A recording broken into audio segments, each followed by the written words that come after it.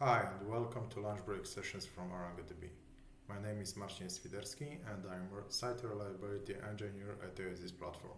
Today I'm going to share with the basics of Oasisctl command line tool used to interact with Oasis platform. Oasis is a managed cloud platform that allows you to run our multimodal database in the cloud. It allows you to create ArangoDB deployments on three major cloud providers: Google Cloud Platform, Amazon Web Services, and Microsoft Azure, on regions that are near your cloud deployed code. We also give you the ability to easily scale your deployment to meet your workload demands. The platform itself is built using API first principles, and all of our tools, which means dashboard, Oasisctl, and Terraform provider, are using the same APIs. In this demo, I will create a new deployment using Oasisctl command line tool and show you some basic operations that can be done with it.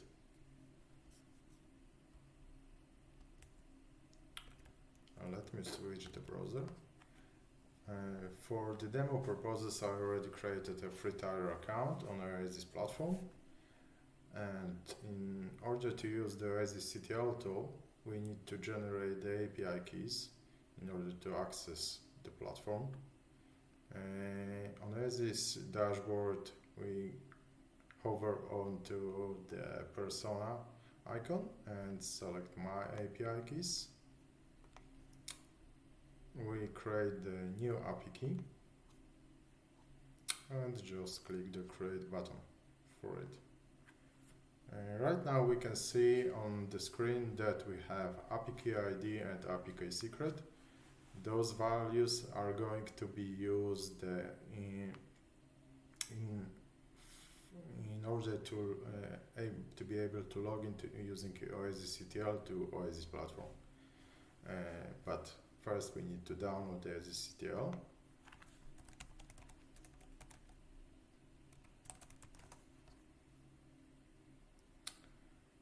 Oasisctl, you can find Oasisctl in the GitHub on ArangoDB -managed/Oasisctl. Here we can go to the releases section. Where is the releases? Here it is. And download the zip file. We can open it with the file manager. Go to the bin, Linux, because I'm using the Linux platform, AMD64, and press the extract button. Because I already have the bin directory inside my home directory added to the path, I'll just extract it there. Because I already had the Oasisctl, I will just replace it. Okay, let's launch a terminal, check if we have the tool installed, Oasisctl. Let's check where it's located on large screen. Okay, so Oasisctl is ready to be used in my system. The first thing that I need to do is to log in to the Oasis platform. In order to do this, I have to issue the login command. As you can see, the key ID parameter is missing, so I'll add key ID with the value taken from the dashboard. Let's just paste it here. And the other value is key secret is missing. So I will take the value of the key secret.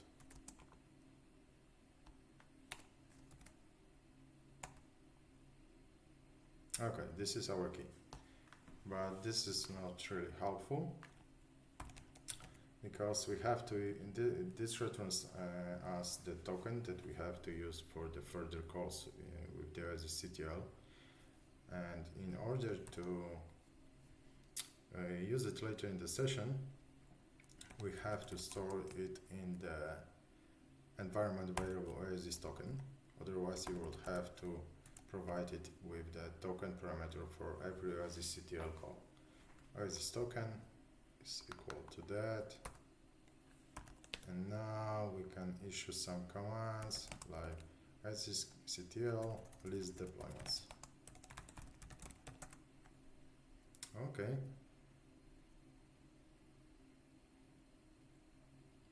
You have access to 0 projects. Please specify one explicitly. So I don't have, that's pretty easy. I don't have any projects in my platform, in Oasis. In order to, so let's list the projects. Yeah, no projects found for. So in order to create deployment on Oasis platform, you have to create a project first. Oasisctl create project dash name. Let's call it lunch break. Okay. As you can see in the background, the browser automatically refreshed, and we can see that we have created a project called lunch break. Right now, we can start trying to create deployment. Oasisctl create deployment then dash help. Let's to see what is required. So here we have the flags that it needs, like accept. In order to create deployment, at least in the dashboard, you have to accept our terms and conditions. And it's the same issue. It's the same you have to do in the terminal. So you have to pass the -- accept flag every time you create a deployment. Also, you can specify CI certificate that will be used for the deployment. In order when you don't have an ability to verify, let's say against Let's Encrypt certificates, or you want to specify your own CA certificate that will be used to generate certificates used by your deployment. This way you can validate that the connection is secure and it's signed by your CA certificate. Further on, you can specify the memory size, number of coordinators, custom image used for the deployment, but this feature is selected only for available only for selected customers. Later on, you can specify the disk size and memory size in gigabytes, number of DB servers running, and you can also add description and specify a model. Default model is one shard, and that's the easiest clustered deployment that we offer. Later on, we have a name where you specify the name of your deployment, node count where you specify the number of desired nodes, node disk size, node size ID, etc., etc. So in the previous step, we created organization. This organization ID was outputted, was printed to the terminal, and now we also need to specify a region. In order to get a list of regions, first you need to get a list of providers, because on this platform every region is specific for providers. So let's get the Oasisctl list providers. This will give us the list of providers that we support. Currently we support the 3 major providers: Microsoft Azure, Amazon Web Services, and Google Compute Platform. And for let's say we want to deploy to AWS, and we want to get the list of get a list of regions supported by our platform via AWS. Yeah, so we have to specify provider. Here are the regions available for us to create a deployment on AWS. We'll use Frankfurt because it's the closest one to me, and I hope that it will be the fastest. So let's create the deployment. Oasisctl, create deployment. Let's specify a name. Let's call it a launch break session. We also accept the ELA. Later on we specify the project ID is equal. Let's copy this value from the one that was printed by create project, and let's specify a region ID AWS EU Central 1, and we also have to specify an ArangoDB version. Okay, but I don't remember the versions that are supported, so let's say we want to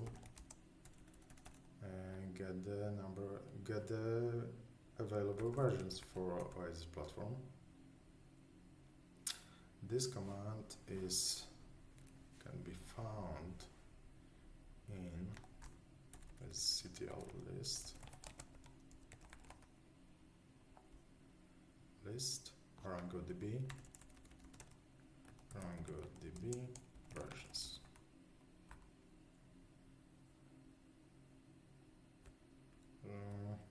List ArangoDB versions. Okay, there was a typo. So default version is 3.6.12, so this is the one that we are going to use. Okay, so let's create the 3.6.12 and let's press enter. This will create a deployment. As you can, let's go back to, in the dashboard we can see that it's in the bootstrapping state, and right now we can do the same in the terminal using the watch command. Oasisctl, not to watch but wait deployment, and the deployment, and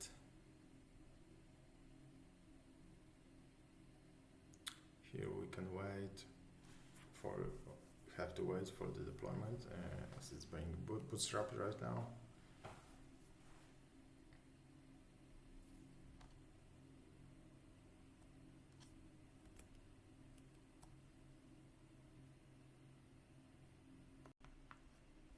Okay, let's go back where we stopped. So after 7 minutes it created a deployment. Let's get a list of deployments and check if they are there, if it's there. So in order to do this, we can just show Oasisctl list deployments, and as you can see that we have a deployments with 10 GB node disk size. Node size ID is C484. It's in AWS EU Central 1 region, and the version is 3.6.12. Let's confirm that. We can find it in the dashboard. The deployment ID is this one. Because I'm struggling with the remembering of the commands, there is another useful feature of Oasisctl. It's called completion, and it allows you to load bash, add bash completion support for Oasisctl. This is how you to this. So you load the Oasisctl compilation to the bash.